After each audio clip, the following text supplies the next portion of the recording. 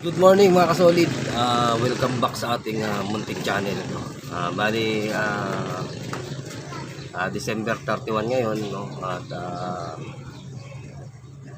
magpapalit na ng taon bukas, no? So ngayon ay alas 9 na, no? Ng umaga. So plano ko sana mga kasolid ay maaga ako gigising, no? At maaga akong babiyahe, no? Kasi ito ngayon yung yung hanap buhay, no. Nagbabiyaya ako ng tricycle, no. So yung kikitain ko sana ngayon, ngayong araw na kaya sana maaga akong gigising at para kumita tayo ng medyo malaki-laki, no. Ito kasi yung plano ko na kikitain ko ngayon, kung magkano man abutin. Yun yung ibibigay kong pamasko doon sa mga gusto kong mabigyan ng pamasko, no. Kasi nung Pasko ay wala naman tayong masyadong nabigyan ng pamasko kasi medyo maliit lang naman yung kinikita natin, no. At inuna ko na lang muna yung mga bata, no. Sa ngayon ay meron kasi akong deserving na bigyan ng pamasko. Ito yung mga tiyahin ko, no, mga halos kamag-anak ko rin, no, na alam natin na medyo kapos, no. Pero ito nga bala ko kung itong isang buong araw na kikitain ko, yun yung ipambibili natin ng pamasko sa kanila. So actually dapat nga maaga, no, kaso lang medyo tinanghali ako ng gising kasi nga naglamay ako kagabi, no, na which is yung naglamay ako dun sa isang tiyahin ko, no, na which is isa rin siya sa deserving kong bigyan ng pamasko, no. Kaya lang kasama ang palad kasi may sakit siya, mga kasolid, no. Bali hindi na rin siya nakaabot nung bagong taon at hindi ko na rin naiabot sa kanya yung personal na ibibigay kong pamasko, no. So yun, medyo malungkot, pero tiyahin ko niya na mabait at nakatulong din sa akin yung panahon na ako ay talagang laging nangangailangan or laging kailangan ko ng kanyang tulong, no. Hindi siya nagdadalawang isip na matutulungan ako, no. So yun, yun nga yung tiyahin ko na yun ay napakabuti rin ang kalooban, no. Condolence na lang dun sa family, no, nang naiwan, no. So ayun, sana magandang kita natin ngayon, mga kasolid. So samahan niyo ako, mga kasolid, no.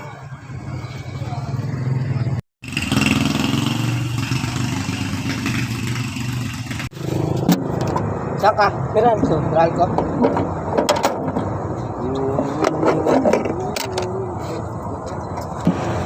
Saka te? Conception po. Sa may simbahan.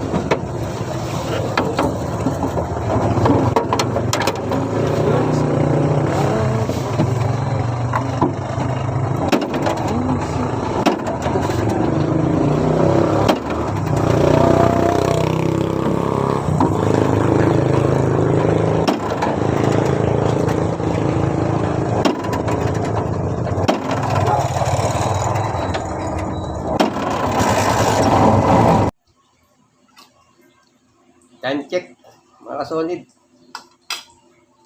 Past 12 na. 12 o'clock ng tanghali.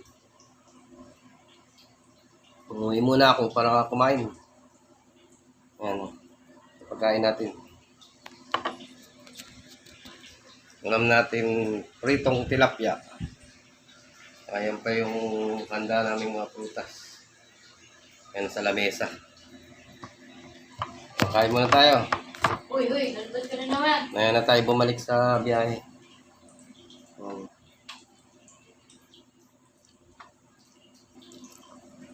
Itong tilapia. At may sausawang pang toyo na may sili. Oh, sarap.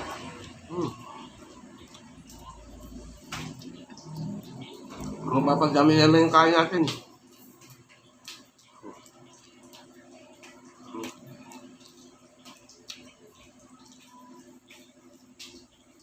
Hindi ko alam kung ano eh. Baka magkano na tayo ng ano.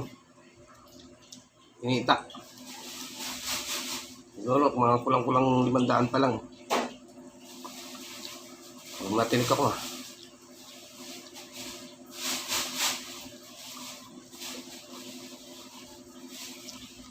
Ano yan, paglabas ko, tuloy natin yung ano, yung biyahe.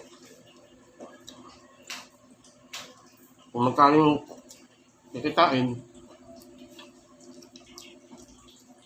dadagdagan ko na lang siguro. Kasi bali, bali 6 kasi yung gusto kong anuhan eh. Bigyan ng pamasko. 6 yun. Na napili ko na.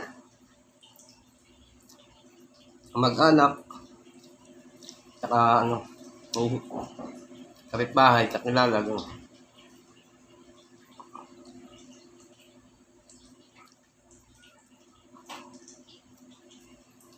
At kung ibibigay natin, ano,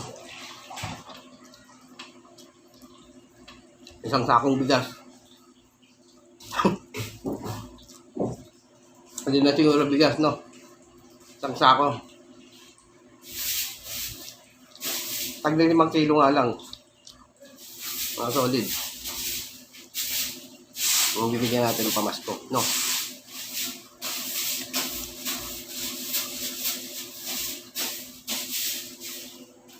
Kasama na dyan yung isang tsahin ko na ano.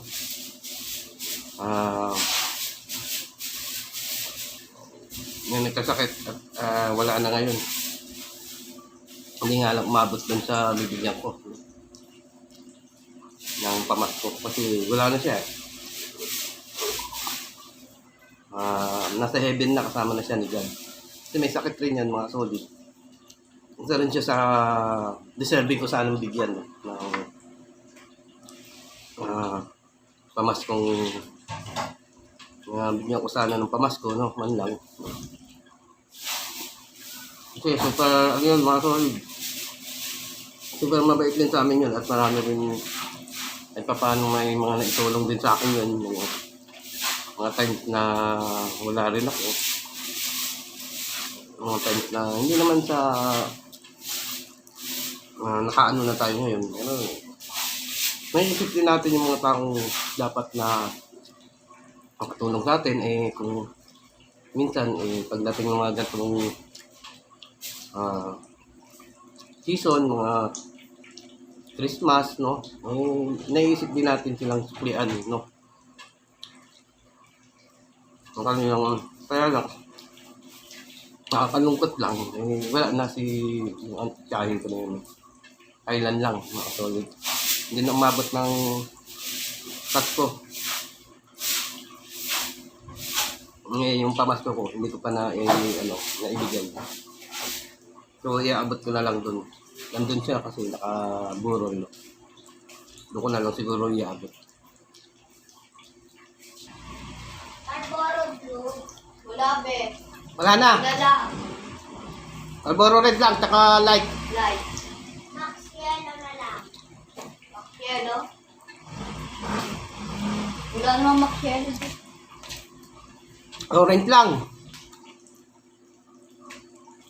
Ayun,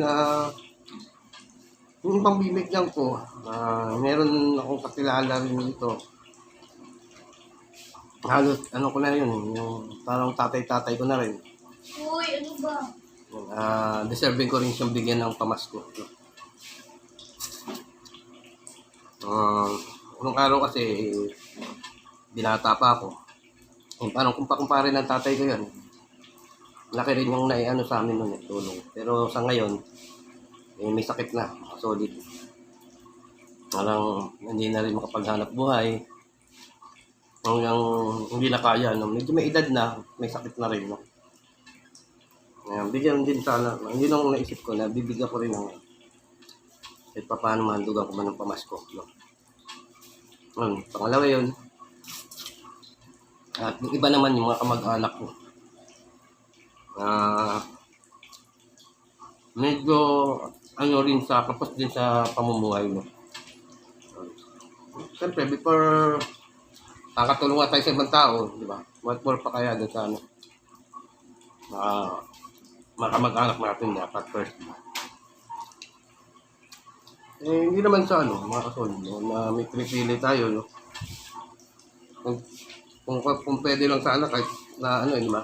Kung kaya naman, lahat ng nangangailangan, maano natin. Ano man natin ng tulong, di ba? Yun lang yun. Yan, mga kamag-anak ko. Mabigyan man lang natin ng pamasko. Hindi na tulong, pamasko lang muna. Diba? Parang gano'n lang. Ang swerte tayo, tuloy pa rin natin yung pag-inspire natin si Idol, no? Makatulong. Lalo niyo naman si Idol FLM, di ba? Doon tayo na-inspired sa kanya, no?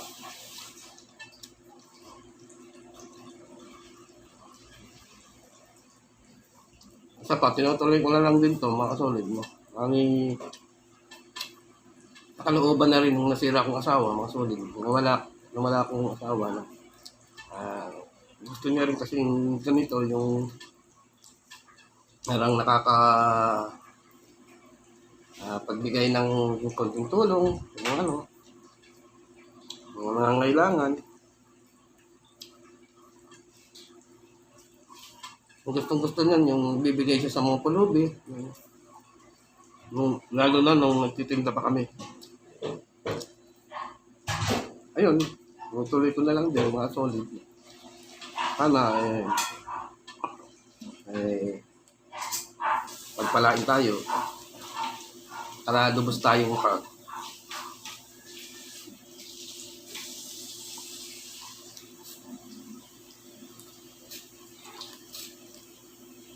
siguro dun sa mga ano, masasuggest ko na lang kung bibigay ko na lang message, no? Dun sa mga masasabi natin, mga kababayan natin, mga mabubuting kalooban. Masasabi natin nag-uumapaw yung palabigasan, di ba? Siguro naman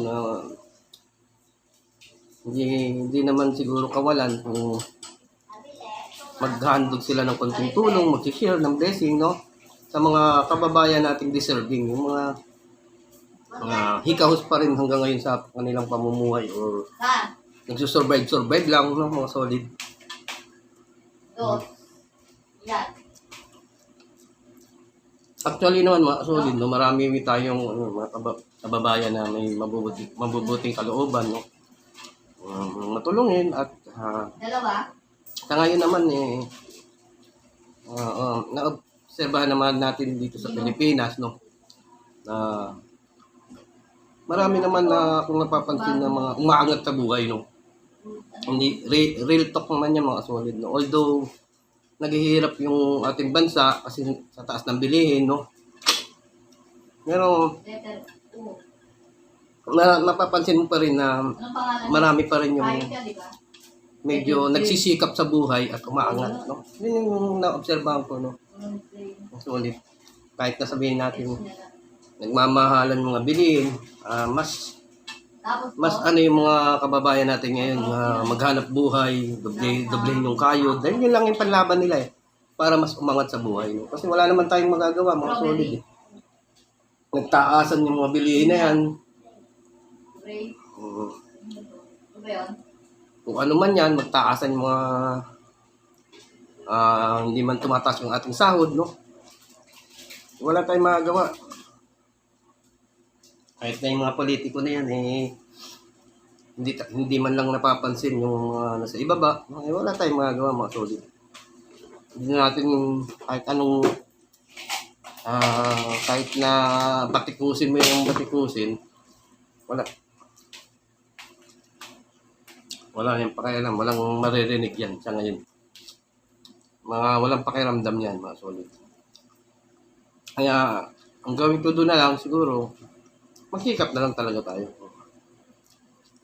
Nakakabilib yung mga iba nating mga kababayan. Ano, talagang sa gitna ng dinaranas nating problema o kahirapan dahil sa mahalang bilihin, no? Eh, nagsisikap talaga sila. Doble kayod. Para maramdaman nila na ano, na makaramdam din sila ng ginhawa sa buhay, di ba? Yun lang. So, doon na nga lang na mga nasabi ko na medyo nakakaluwag ngayon, kakaangat.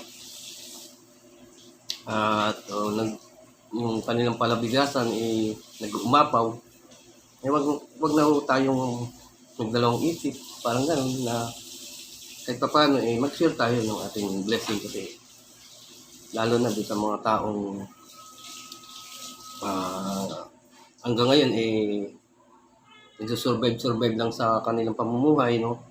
Malaking tulong kahit pa paano mabiyayaan nyo yan ng 1 kilong bigas, no?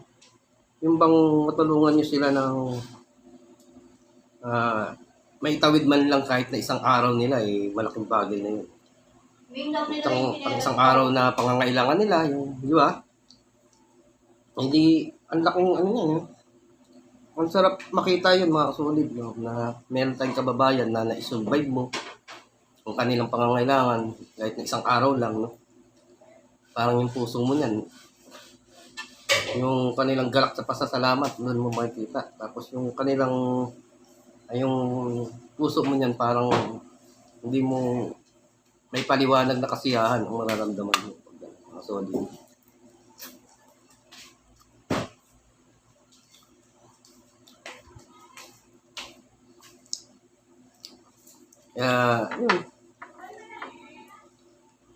Napakasarap pa rin mga solid, no? Makaano pa rin tayo, bigay pa rin tayo ng konting tulong o kasiyahan sa ating mga kababayan. Kung sana yung mga mabibigyan, yung mga mag-aabot, no? Bibigay ng tulong, doon na sa mga deserving na kailangan talaga ng tulong, hindi naman yung bibigyan mo yung isang tao, medyo ano naman, at tingin mo, kaya naman na makasurvive, no? Doon na sa mga taong talagang laging halos nagsisimula na lang, ano? Hindi pa rin makaangat-angat. Kung minsan natuturete na yung mga yan. Hindi pa tapos ng gantong ano. Yung bang gigising na kinabukasan, problema sa kukuha ng pambiling bigas, pambiling ulam, di ba? Yung tipo bang ayaw mo nang gumising sa umaga dahil mag-iisip ka lang ng ano, mga ganito. Kung saan mo hagilapin yung pangkain mo doon. Ang hirap nun, mga solid. Pero yun siguro naman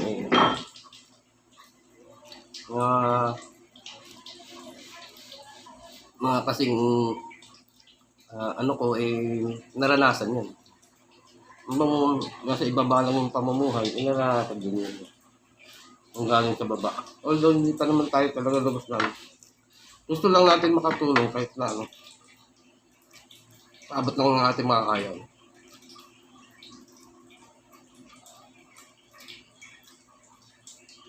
Ako na, hindi naman tutulong mga solid. Yung gagawin natin ngayon, yung sa video natin, ito yung pamasko ko sa mga taong deserve kung mabigyan ng pamasko. Ayun, mamaya, mga kasolid, no? Kung sakali, diretso na ako mamili na bibigyan natin pamasko. Sabagan nyo na lang kung saan.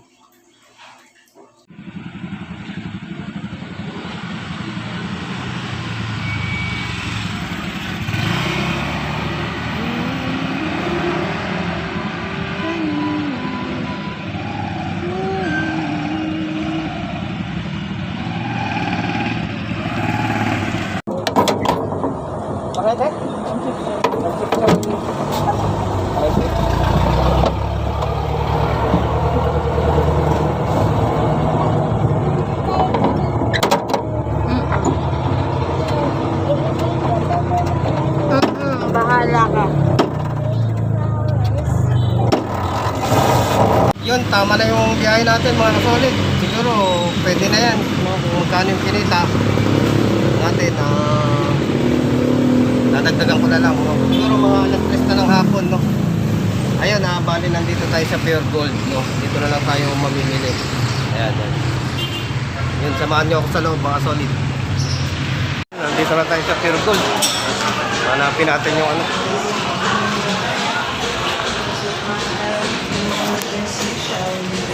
Saan yung mga bigas?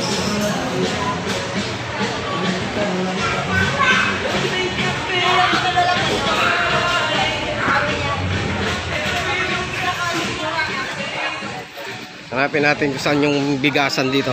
Dito na lang tayo mamimili. Sana mura dito yung mga 5 kilograms, no?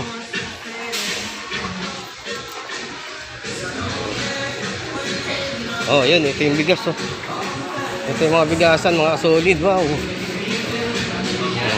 Presyo ng bigas, oh. Yan, dito tayo mamimili. 5 kilograms. Oo. Ano kaya ito? Brown rice to. White rice lang tayo. Oh, pandan. Kano yung pandan? Oo. Ayun, medyo may kamahalan din pala rito. Yan, isa kaya yung tig 35 yan, oh. Yan.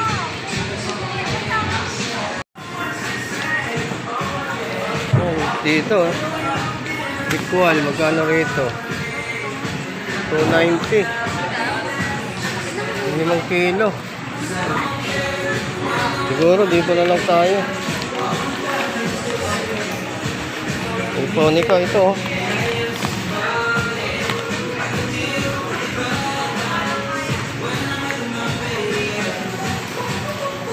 Five kilograms. Ayan.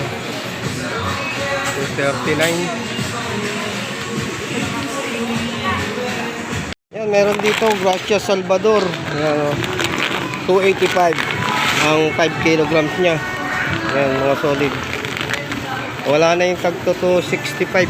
Yan, ubos na. Siguro dito na lang tayo. Ayan.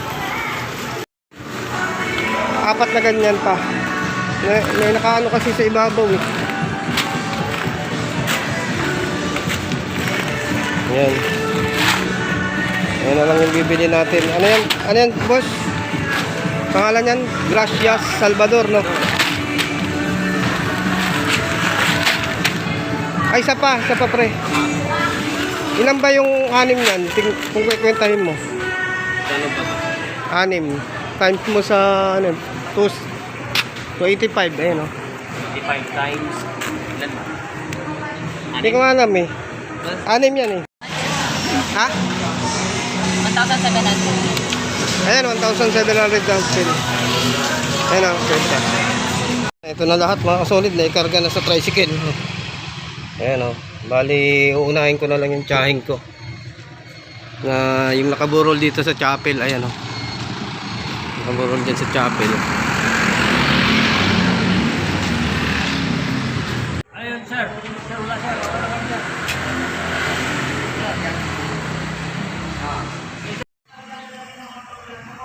Tarayan mo mamaya, ano?